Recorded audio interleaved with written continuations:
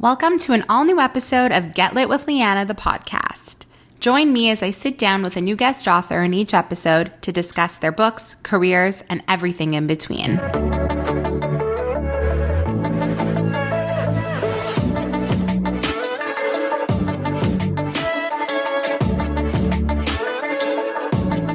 Today, I'm joined by leading queer romance author Alison Cochrun, who wrote the new book, Kiss Her Once for Me. This is one of the best holiday romances you will read this year. Her first book, The Charm Offensive, made waves all over the internet, and she's back with her new book that I'm so excited for you all to read. In this chat, we talked about the importance of telling LGBTQ stories, our favorite tropes in books, the best moments from this story, and what Alison hopes readers will take away from this book. Also, we got a little sneak peek of her upcoming book that's coming out next March. So without further ado, my conversation with author Alison Cochrun starts right now. Welcome, Alison, to the podcast. I am so excited to have you here. I loved Kiss Her Once for Me. So I'm so excited to chat with you about this book.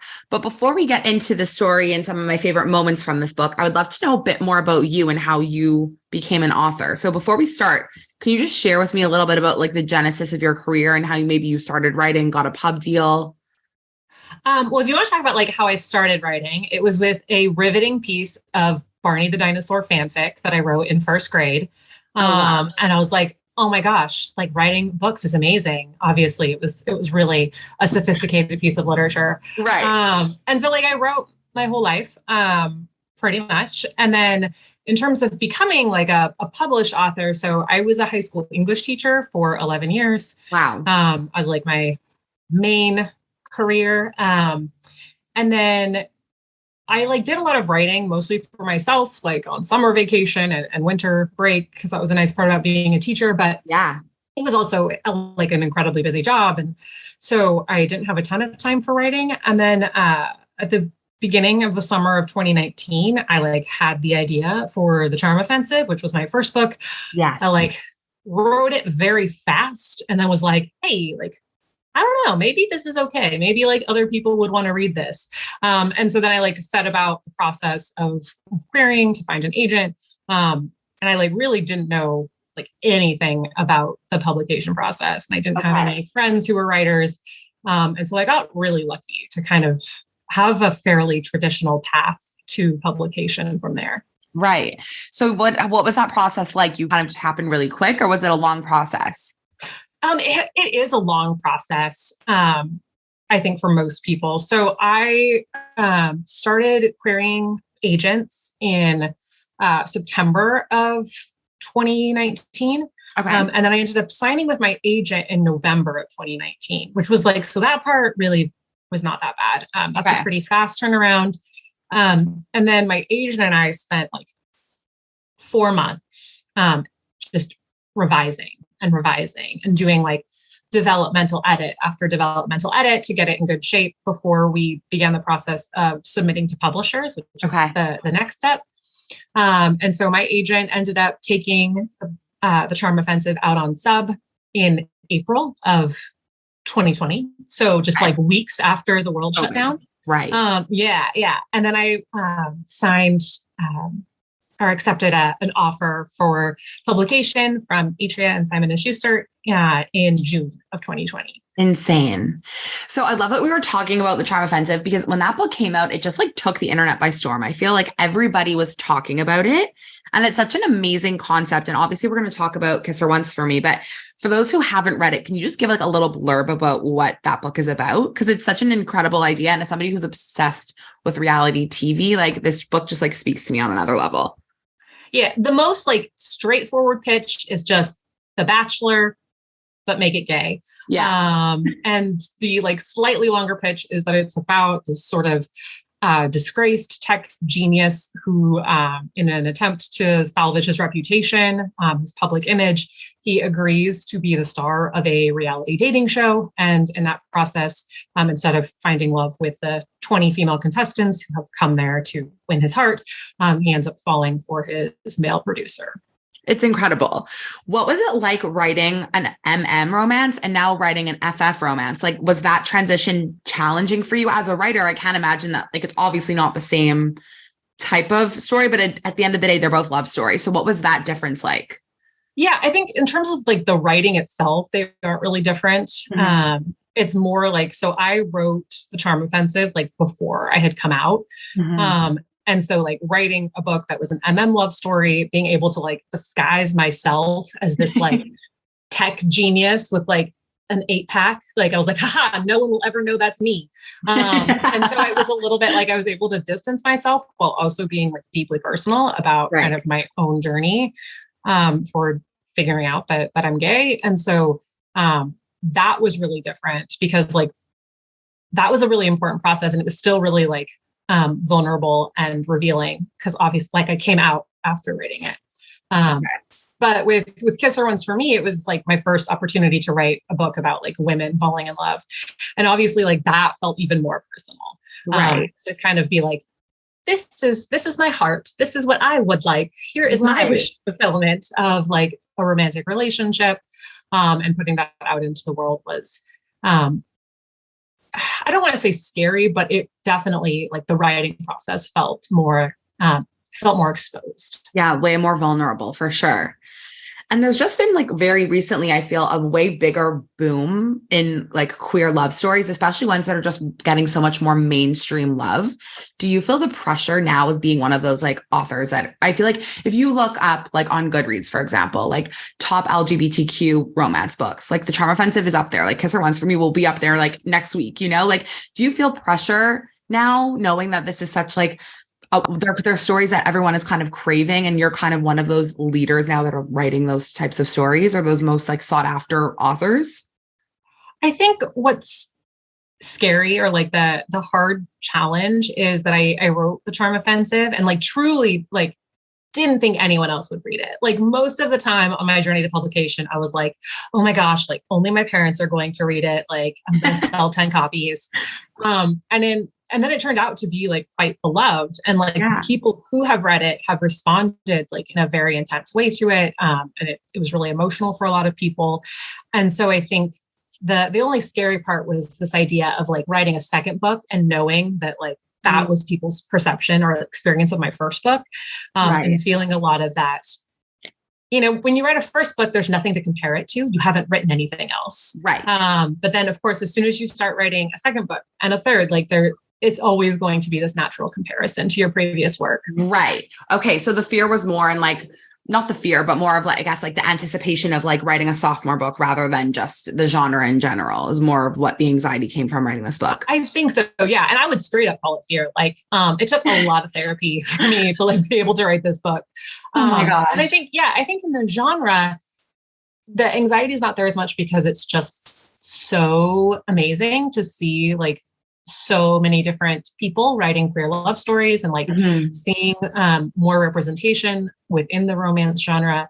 I don't know. It's just that part is so lovely and beautiful. And so 100%. like, that part doesn't stress me out as much. It's more just this like, I think the self-comparison, right? I mean, anytime you're sharing your art with people, I think that comes into play. 100%. So when I read the little blurb about this book, I was like, oh my God, a queer like holiday rom-com, sign me up. Like where can I get my copy ASAP? I loved it from start to finish. But before we talk about it, can you just give a little rundown about what this book is about for those who haven't read it? I know it's like kind of a bit of a longer spiel than The Charm Offensive, but if we could just like do our best. Yeah. So it definitely is a longer spiel, and like I haven't perfected it as much yet. Okay, that's fine. I mean, if I wanted to like try to distill it down as much as possible, I would say like gay while you were sleeping, because that is what inspired me to write this book. Love that. The 90s classic, While You Were Sleeping. But the kind of bigger picture is that it is about a young woman who is kind of having, her life is like kind of falling apart. And she has been fired from her dream job, and she has really estranged relationships with her parents who suck. And she's just like not in a great place with her mental health and with like taking care of her mental health. And so naturally she does what you do when you're like broke and depressed. She agrees to a fake engagement with this man who is set to inherit a lot of money, like once he gets married, and is willing to share that with her. And so it's sort of a fake dating / like marriage of convenience, except the twist is they go to his family's cabin for Christmas to like sell this whole ruse. And it turns out she knows his sister from her past, and they had a relationship. And so it's actually about, her falling in love with his sister. Mm-hmm. I loved the twist. Like I obviously kind of saw it coming, like at the beginning, like you kind of realize that that's what's happening. But the way that you like flash back and forward in the times to give both like Jack and Ellie's story and then get like Andrew and Ellie, I loved that technique. Was it fun to write that? And did you write it in order? Or did you write like their like Jack and Ellie first and then Ellie and Andrew? Like how did you write it? Chaotically. Because drafting this book was just like a straight up hot mess. I realized at some point that like, I think it was the first time I wrote, there were no flashbacks in the original draft. And I wrote, Jack and Ellie meeting for the first time. And I just realized like that they needed to know, they needed to have history. Like I wrote this whole scene where they met, and it just felt like I wanted them to have history. Like I felt like that needed to be part of the story. And so I decided to have it so that they already knew each other, and did not expect to be reunited through Jack's brother, Andrew. And then once I did that, I think I wrote the first flashback that I wrote was their meet cute scene in Powell's. And I kind of just wrote it for myself just to like see, what their relationship looked like in the past. Okay. And I had so much fun doing that I kind of just like kept writing them, and eventually just decided to have all of these flashbacks, and kind of it's not quite a dual timeline, but there are flashbacks like interwoven throughout the story to give us Jack and Ellie's past. But I wrote them like in just wacky or like all over the place. Well, you wove it together so seamlessly, but you just mentioned meet cute. And I feel like we need to address this because I think this could be one of my favorite meet cutes that I've read in 2022. And I was actually reading Goodreads, like reviews after I read and rated the book. And I just wanted to see like people that I know that have read it, what they thought.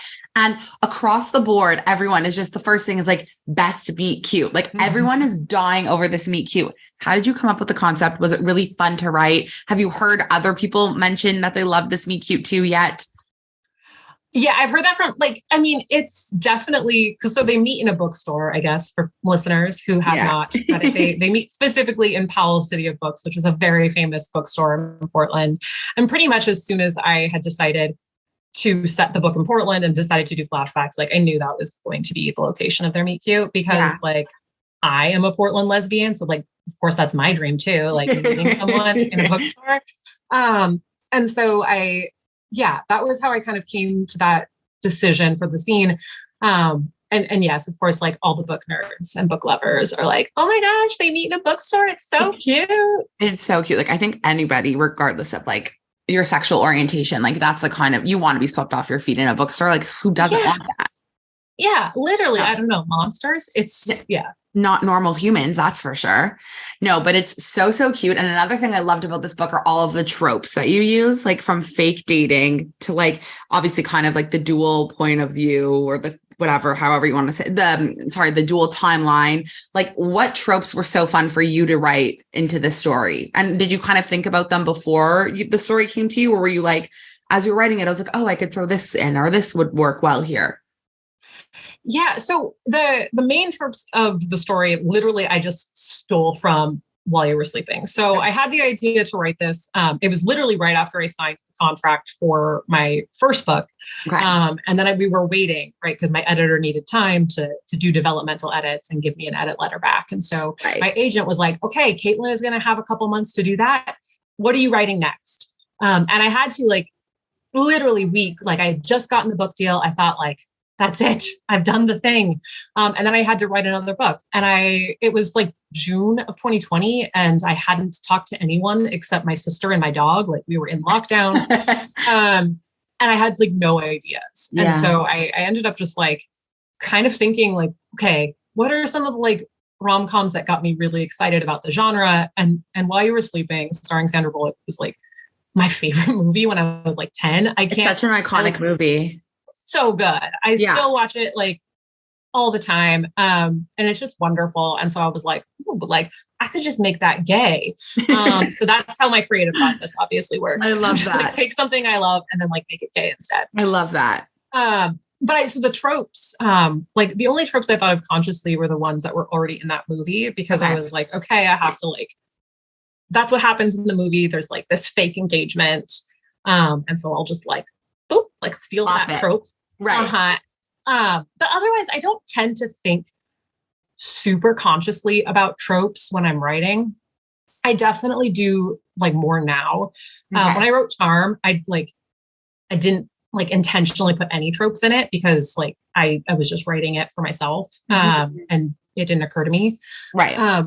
But yeah, in general, I feel like with tropes, I don't know. I like to kind of play around with them. Like I love that While You Were Sleeping is like a fake dating, except oops, like she falls for someone else. Yeah. And so I think that's something that I really enjoy doing. As a reader though, like what are books that you're like currently gravitating to, and like the romance genre? Like what are some of the tropes that maybe you like really love to read? Well, I don't usually like I'm going to sound like the monster now. I don't usually love Grumpy Sunshine that much. Okay. I know that's like really controversial. Yeah, it is a bit controversial. Yeah, I know. I'm so sorry and like so many people do it incredibly well. Yeah. Yeah. So, but I'm reading right now. Okay. What? The Very Secret Society of Irregular Witches. Yes. And it's so good. And it's not technically a romance, but it has like a grumpy romantic elements. Doesn't have romantic elements in it. I haven't read it yet, but it's actually it was on my October list, and then October slipped away from me, and now here we are. But yeah. It's lovely. I highly recommend it. I'm listening to the audiobook. I'm almost done, and it's like so cozy and like delightful. But yeah, to me, it hits romance beats. It just also like has a lot of other plot things going on. But yeah, no, that's what I love. And like, I love plenty of Grumpy Sunshine books. Like one of my favorites is Eve Brown. So why can I think of the beginning of that title? Act Your Age, Eve Brown by Talia Hibbert. It's just like incredible. So I don't know why I started talking about ones I don't like. I tend to gravitate more towards like chaos order pairings, like as opposed to Grumpy Sunshine. Like I want someone who is like really anxious and neurotic and uptight to then like be paired with someone who is just like a chaos tornado. Oh my God. Okay. In writing and reading, like I enjoy that pairing. Okay. I love enemies to lovers. I think my like YA fantasy origins, I'm always looking for someone who can just like nail enemies to lovers. And I feel that on like a deep level. I feel that I love enemies to lovers. But wait, speaking of, you love like chaotic characters and you love like an anxious person. Another part of your book, this book in particular that I love, is the mental health rep. And it's obviously very important. I feel like a lot of books these days are incorporating these like very dynamic and real characters that are layered and are not just like perfect cookie cutter fictional people that like couldn't exist in the real world. Why was that important for you to create with your characters, to have that ADHD rep and that anxiety rep, panic attacks, like in this story specifically? Yeah. I mean, I think so. Like when I wrote, again, to talk about my first book, sorry. When I wrote my first book, like without intending to, because I wrote the first draft of that so quickly. I ended up writing like mostly a book about mental health. Like the first draft, I was like, is this a romance? It's really only about mental health. Oh my And I think that I did that because like that was something that I needed to work through. So in the same way that my first book allowed me to come out and like be honest and like authentic with the people in my life. Yeah. That book also allowed me to like get back into therapy. Because I had been avoiding therapy and like not taking care of my generalized anxiety disorder. Like I, have had depression since I was like 9. And those were things that I had like really neglected in my 20s. And so, so much of my life now, in the time that I have been a writer has been like my own journey to get healthy. And like I'm like ride or die for my therapist. I think I love that. Amazing person. And a lot of the times I feel like when I'm writing, including in Kiss Her Once for Me with Ellie's anxiety, I'm also just sort of like processing my own mental health struggles. And I think like with Ellie, she has like very exaggerated anxiety. But like, she is also very much me. when I am not taking care of myself. Right. So she's not me like now in this moment of my life where I'm like properly medicated and things are feeling good. But she is me like when I don't take care of myself with like an emotional support heating pad and like, kind of like stagnation. Inertia. And so I think writing about it, it just like, I'm answering your question terribly, but no, you're not at all. It's just like such an inextricable part of my life. Like, it's hard for me to imagine what it would be like to not live with, not to be someone who struggles with her mental health and also is like neurodivergent. And my partner, likewise, is on a mental health journey and like is neurodivergent. And so I think like, to me, that's just, I don't know, it's just part of it. And it would be hard for me, I think, to write these characters who are like, I don't know, not real life people. That's what I really love about. Yeah. Not my style, I guess. Like, cause I think there are real life people who don't struggle with mental health. Like I've heard of it. Like, it seems somewhere. If they're out there though, they're not in Portland. I'll tell you that. But like, I feel like it's just not for me. Like it's harder for me to imagine what that love story would look like. Right. I also just think that there's plenty of love stories like that out there that have been written and they're fabulous and they're great, but we need more stories that show more authentic people, more diverse people that have different types of struggles. And that's what I really loved about this story in particular. So I needed to ask you about that. But before we wrap this up, I need to know what you're working on next. Like, what's the situation? Like, I need another book soon. I hope something's coming soon. What's going on? Okay. Well, you might have to just like a little tiny bit because my third book will come out. I know, I'm sorry, in March of 2024. Oh my God. My birthday month. Happy birthday. Yeah. I did that just for you. Thank you so much. You're welcome. Yeah. Thank you. So it's not that long. It's only like 16 months and, compared to, I think 14 months between, book one and book two. But anyway, that is all me trying to apologize for how long it's going to be. I had like a severe depressive episode this past spring. And I was like, oh, all my deadlines got messed up. But anyway, I am really happy and excited about my third book. So it's called Here We Go Again. And it is a sapphic road trip rom-com. I pitched it to my agent as a sapphic road trip rom-com about death. And I was like, I know. And my agent was like, love it. Let's do it. I was like, I promise, like, it'll still be funny. And like, they'll fall in love, but also like death will be a huge piece. So it's about these two women who were childhood best friends. They grew up in the same, small town in the Pacific Northwest. And then like something happened between them and they became rivals and grew apart. And yet all these years later, they both end up back in their small town and they're both teachers. And they're thrown together when their former high school English teacher, who was like a huge role model and mentor to both of them, tells them that his dying wish is to take a road trip from Washington State, where they live, to Maine. Oh my gosh. So that because he is dying of pancreatic cancer. And so, I know that sounds really heavy, but basically it's just these two women who like, quote unquote, hate each other, but they don't.